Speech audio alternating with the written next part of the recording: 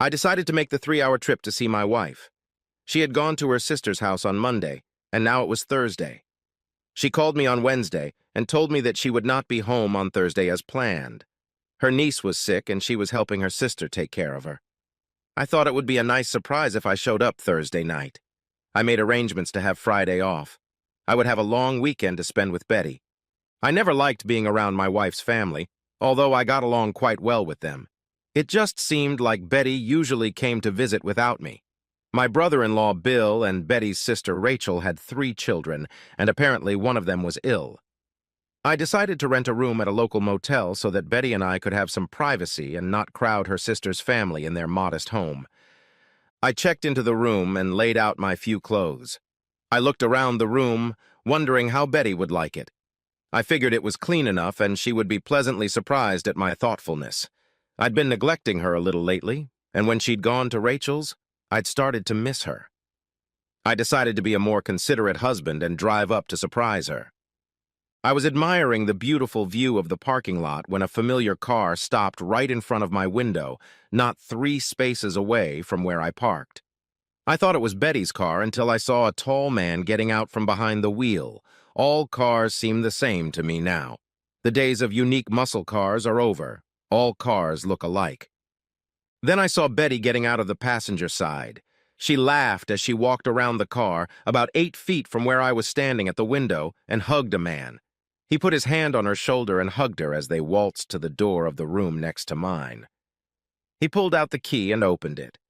He then led my wife inside. I was sweating as I finally stepped away from the window and sat on the bed. Could I have seen what I thought I saw? I decided I was wrong. It had to be someone else. It occurred to me that I could easily tell if my eyes had deceived me. I pulled out my cell phone and dialed Betty's program number. As I did so, I pressed my ear against the wall. I heard the phone ring in the next room. It was muffled, but I heard it. I heard some kind of conversation that sounded more like a low hum. The words were unintelligible. "Hello, this is Betty," my wife answered. I pulled myself together and asked, "How are you, Betty? This is your husband, Ken." "I know who my husband is, silly. Has anything happened, Ken?" asked Betty. "Not really, dear. I just missed you and wanted to see what you were doing tonight," I replied. "How is Sarah feeling?" "She's still sick. I'm helping Rachel so she can get some rest. I think she'll be better soon," Betty replied. "That's too bad. Could you get Rachel and I'll just tell her I'm thinking about Sarah? I feel sorry for her," I suggested. "Rachel's taking a nap right now. She didn't get much sleep last night. But I'll tell her what you said. That was very thoughtful," Betty told me. "I need to go check on Sarah. I'll call you later, Ken." "Okay, Betty. I love you and bye," muttered I. The phone went silent. I heard some words and laughter from the next room. I was beyond angry. I saw headlines in the local paper about a woman being beaten to death with a Gideon's Bible by her enraged husband. It would give me a few minutes of pleasure, but the rest of my life would be miserable. I really don't like the thought of being Bubba's bitch. I ruled out murder, but only after careful thought. It was too quick and painless. I had to think of something better. Evidence was always good, no matter what course of action I chose. I'll work on it. I went out to the car to grab my digital camera. I was being very cautious because I knew they could see me as easily as I could see them. A direct approach is always better, so I snuck over to their window. The curtain was carelessly pulled back and I had a few inches of unobstructed view. My 22-year-old wife was sleeping with a stranger. He was smiling and looking Betty up and down while she worked some real magic. I have heard of husbands getting incredible erections seeing their wives having sex. That might work for some guys, but my rage didn't allow for any carnal desires. I stood at the window for 20 minutes taking some very good pictures. She was definitely having a blast with this guy. He had her in almost every way except free. I got tired before they did and went back to my room. I packed up all my stuff and quietly loaded it into the car.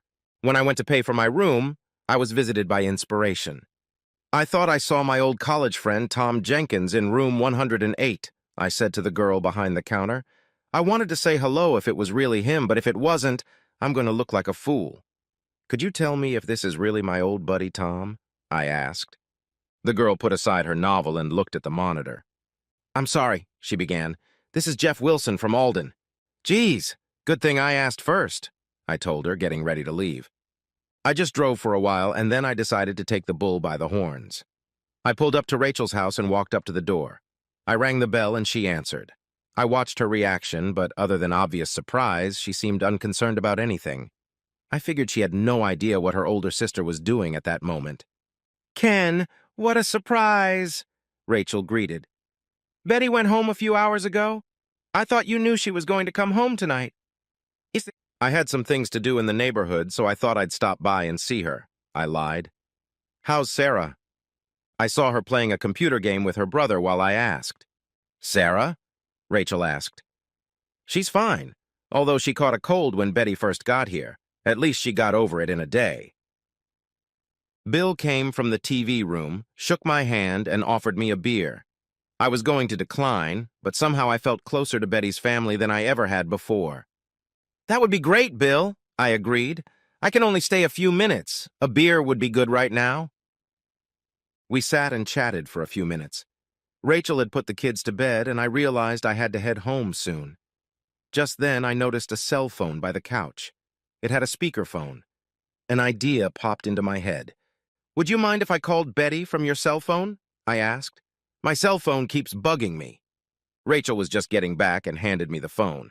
I dialed Betty's number, hung up, and put it on speaker. Hello, this is Betty, my wife answered. I hoped she would be too full of lust to notice that I sounded like I was in a tunnel or something.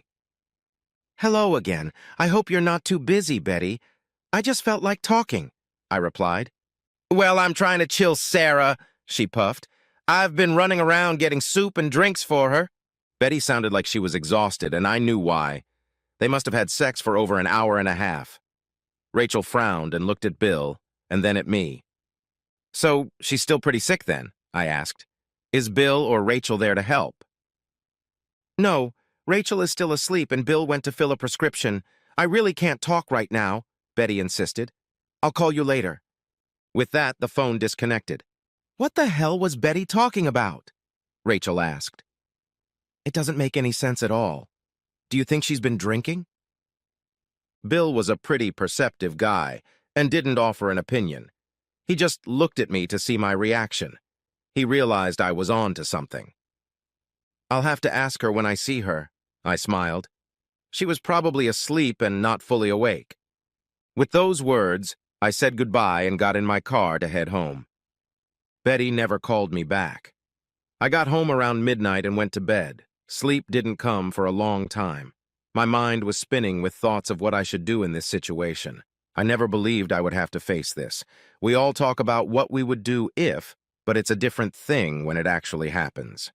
The next morning, I got up early and decided to upload the pictures I had taken. The lighting wasn't the best, but it was very easy to determine who was pictured and what they were doing. The pictures only strengthened my resolve to get revenge. I just had no idea how to do it. I entered Jeff Wilson's name into several search engines. Wilson is not an uncommon last name. I found several Jeff Wilsons, and 2 of them were located in Alden. I called the first number and asked the woman who answered if I could speak to Mr. Jeff Wilson. She said I needed her son since her husband had died a few years ago. I thanked her and hung up. I looked up information on Alden and found Jeff Wilson's name several times. He seemed to be a force to be reckoned with in his small town. He owned a construction company and served on the hospital board of directors. He was involved in several fundraising groups. This guy was a regular saint, except he was married and involved with my wife. On a hunch, I dug out Betty's old yearbooks and looked through them. Sure enough, there was Jeff Wilson, who went to school 2 years ahead of her. He had written something under his picture, but it was scrawled in such a way that it was impossible to read. I sat back and considered the situation. I felt much better than I had last night, and I realized that the world wasn't going to end. I always thought I loved my wife, and she loved me, but I guess I was wrong. One thing I knew for sure, I decided. I would make one hell of a detective. With a few questions and a computer, I easily gathered all the information I needed. The phone rang, and when I answered it, a voice asked for Betty. I almost gave her motel number, but then decided that would give me away. It did give me an idea, though. I always carry a phone card with me in case I find myself away from home and my cell phone doesn't work. The nice thing about them is that the caller ID doesn't detect the actual number of the caller. I've used it to call a few random companies in a few cities and tell them a phrase about buying whatever product they sell. I then told them I had to go, but to call back after lunch and ask for Betty. I then gave them her motel number and room number. Just as I finished calling, my cell phone rang. I reluctantly answered it. "Honey, how are you this morning? I have time to talk today," Betty continued. "Rachel is looking after Sarah right now, and I managed to take a nap." "You're just a wonderful sister," I replied. I wondered if I sounded sarcastic. "How did you sleep?" "Well, it was a long night and I didn't get much sleep," Betty replied. "I figured she must have been awake with Jeffy boy spanking her all night." Then she continued. "I was wondering if you wouldn't mind if I stayed a few more days to help Rachel. She's already exhausted." "I think you're already exhausted yourself," I snapped back. "She's not exhausted yet. You'll stay here as long as you want. Take a year or two if it'll do you any good, Betty. Just remember to have a good time. I'll understand if you don't come back at all." I hung up the phone then. I didn't feel like saying anything more. It would only make things worse. I thought I could handle it, but she was treating me like I was a fucking moron. It was very painful. Sure, she could sleep with some guy, but no need to treat me like the village idiot. The phone rang again, but I let it ring. After a few minutes, I checked the message. "You're so selfish, Ken. I'm trying to help my sister, and all you think about is yourself. I'm going to stay for a few days, and I expect you to call and apologize. Call my cell phone. If you use Rachel's cell phone, you'll disturb poor little Sarah," she concluded. I was furious. This pathetic cunt was having fun with some old boyfriend and trying to make me feel guilty for being upset. I wish I had balls like that. I called a friend and went golfing to clear my head. I got back around 6 and checked for messages. There were none. I sat down at the computer and tried to create chaos. I found Jeff's construction company, and he had a web page. I had already saved pages of his many civic accomplishments. Jeff had a rather attractive family. His wife looked like a slender blonde, and their 2 children were high schoolers. He should have thought about them a little more. I set up a Hotmail account and sent pictures of Jeff getting sex from Betty. He had an email address on his web page, so I sent the pictures there. I didn't bother to show Betty's face in the pictures. I figured it wasn't worth playing all my cards, and there might be a time in the future when I would regret putting erotic photos of my wife or ex-wife online. I wondered how Betty liked getting phone calls to her little love nest. She had to wonder why anyone would call her there. As far as she knew, no one even knew she was at the motel. It must have been unsettling. I supposed having an affair with a man is hard on the nerves. I received a short note in my inbox. It was from Jeff's email address. It said the following: "When did you get the pictures? Where? Who are you? What do you want?" There was no signature, so I didn't know if it was Jeff, a coworker, or his wife. I wrote back, "Call Jeff and ask him these questions." Then I wrote the motel number and his room number. It was already 8 o'clock. I went to bed at 10. In a small motel a few hours away, shit must have been blowing through the fan at record speed and volume. Sleep seemed like a much easier prey. I smiled to myself as I dozed off. My last thoughts were that it was almost exactly 3 hours to Betty. It was possible that at 8 o'clock some flying crap was bearing down on her. I felt something stir and slowly woke up. Betty was sitting up in bed. I looked at the clock and saw that it was 11:20. I smiled to myself and went back to sleep. When I woke up, Betty was gone. I could hear her downstairs in the kitchen. I wondered how she had slept. I showered, shaved, and got dressed. I felt pretty good, but kind of shitty. I knew I was an asshole, but I wasn't the one making the rules. I was just playing the game that Betty and Jeff had started. I walked into the kitchen, and Betty smiled broadly at me. She looked terrible. She had bags under her eyes that looked like tea bags. Her hair wasn't styled into a neat style, and she looked stressed. "I came home last night, Ken. Sarah was feeling better, and you were upset that I was gone so long, so I decided to come back as soon as I could," she lied. I stared at her for a minute. She didn't know how much I knew, and it excited her. I was enjoying it, but it couldn't last long enough to satisfy me. I decided I would put off talking to the lawyer as long as I could torture Betty. "You look just awful," I remarked. "I don't think you got much sleep at Rachel's. You'll be in worse shape than Sarah." "Would you like some breakfast?" "I'll rest after I make something for you," Betty replied. I could see her strategy. She was going to try to be nice to me and hope it would all work out. That gambit wouldn't work this time, but she had no idea what she was up against.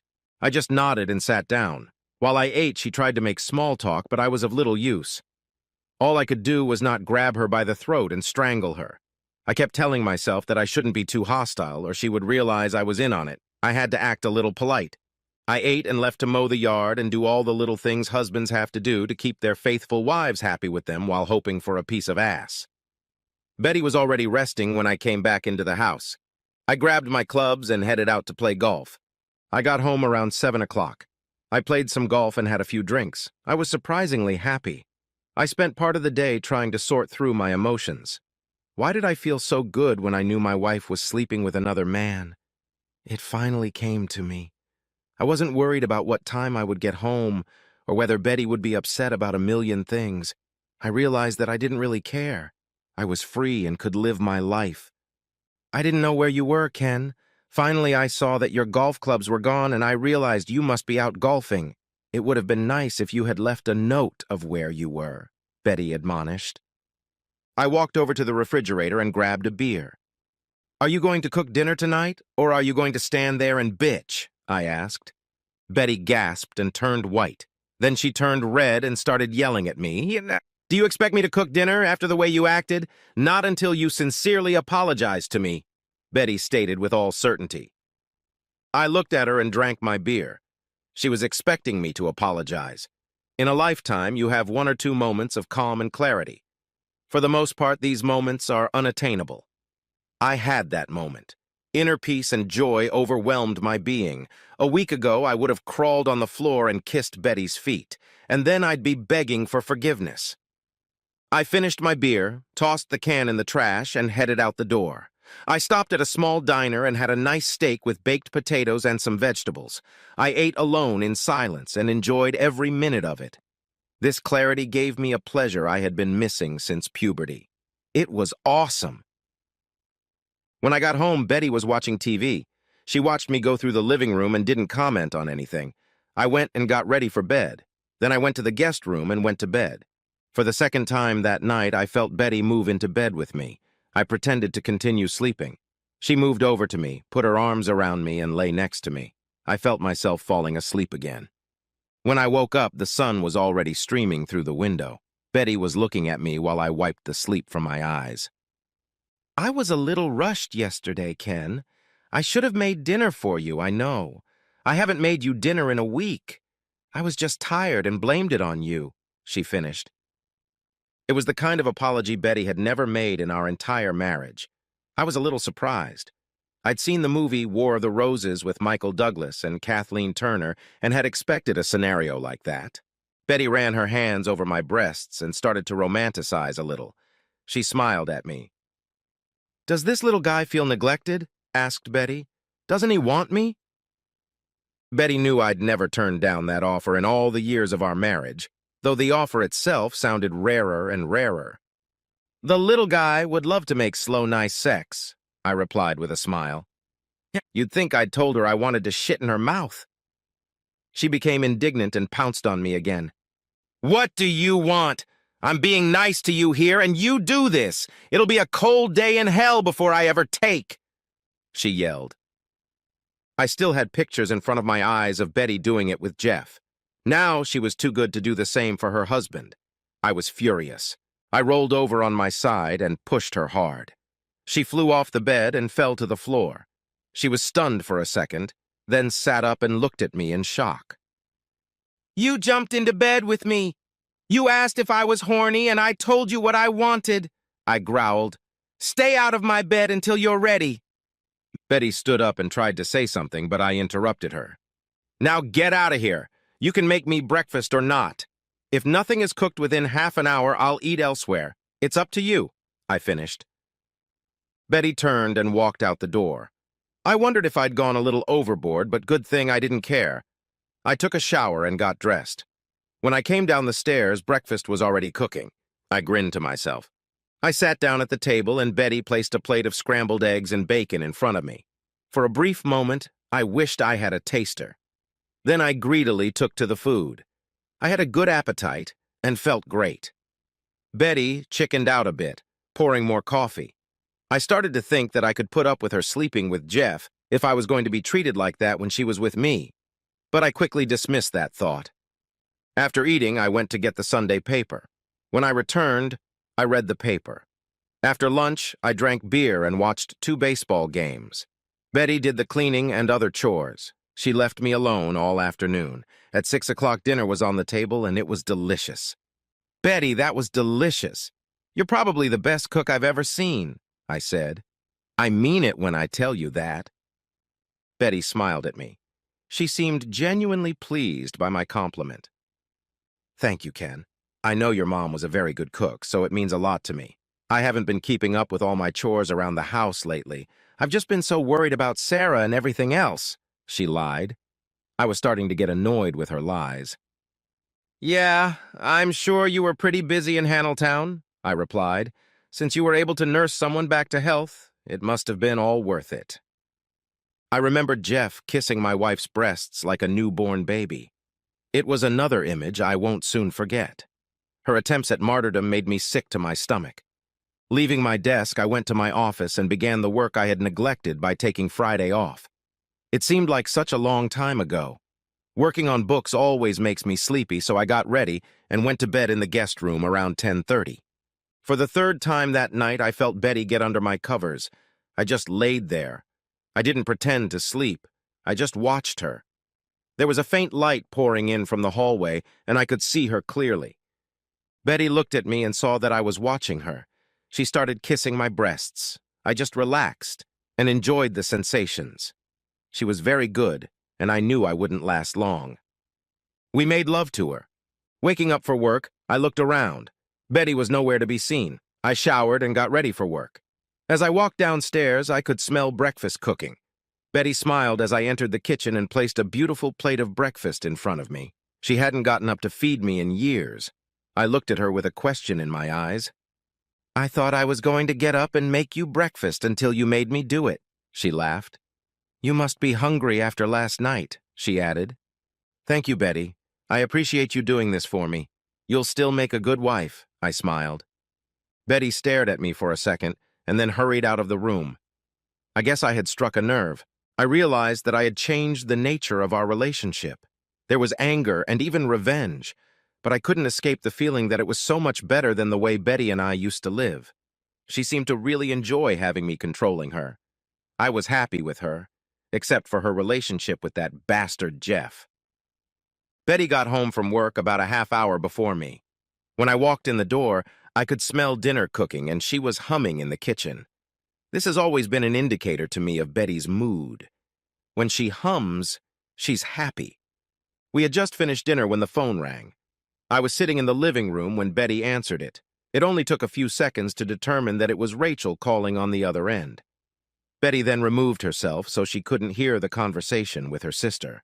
It was quite some time before Betty returned to the living room. She looked like her dog had just died.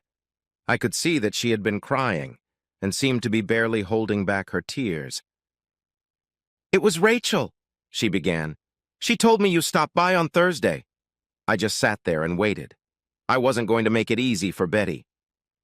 "She told me how you called me and asked about Sarah and that my statements to you were very strange," Betty admitted. "She said that you put you on speakerphone and she and Bill heard the entire conversation." I don't know what Betty expected or hoped for, but I just sat there and listened. Finally, she continued. "You knew I wasn't at Rachel's when I told you I had to stay late to help with Sarah," Betty reasoned. "You didn't tell me that you knew I was lying and that I had to go home." I sat there, watching her and waiting. She'd get to the point soon, or so I thought. "What do you know, Ken?" she asked. She was trembling a little now. "Why didn't you demand that I come home soon? Why didn't you tell me you knew I was lying?" "You're a smart girl, Betty," I replied. "You tell me what I know and why I didn't bother to tell you anything." "You're the reason I got the call, aren't you?" she demanded. "It was because of you that everything happened." "No, Betty," I told her. "I'm not the cause. It's never a good idea to blame someone else when you're trapped in your own lies." "Tell me what you know," she insisted. "Why are you still trying to avoid the truth?" I asked. Asked me. "Are you still hoping it will go away on its own? Why not just admit why you told me those lies?" Betty had always subscribed to the theory that the best defense is a good offense, and she tried this ploy in desperation. "What nerve you've got! You've been acting strange to me, and you won't tell me why. Why can't you be man enough to tell me if something is bothering you instead of playing games?" she yelled. I stood up and walked over to her, and she backed away fearfully. I walked past her and opened the drawer next to the computer. I rummaged through some old papers and pulled out a dozen or so of the best pictures I had taken. Holding them out to her, I walked back to my chair and sat down. I saw her go pale as she looked through the pictures. I don't know if she appreciated the quality of my work or how fantastic her ass and breasts looked in the pictures. The tears flowed non-stop, and she ran off to the bedroom. I went back to watching the game. After the game, I headed to bed. By this time, I was using the guest room as my own. I knew Betty was hurting, but that's the way it should be. It's worth thinking about shit like this ahead of time, isn't it? I don't know how long it was, but I woke up to a very pleasant sensation. Betty was kissing me. We made love again. "It's going to be like this from now on," I declared. "If you mess with me one more time, your ass will be on the street the minute after I find out about it, and you know I'm going to find out about it," I insisted. "You got it all figured out?" I asked. She nodded, tears streaming down her cheeks. "Then I want you to entertain me until I fall asleep," I demanded. Betty obediently complied with my wishes.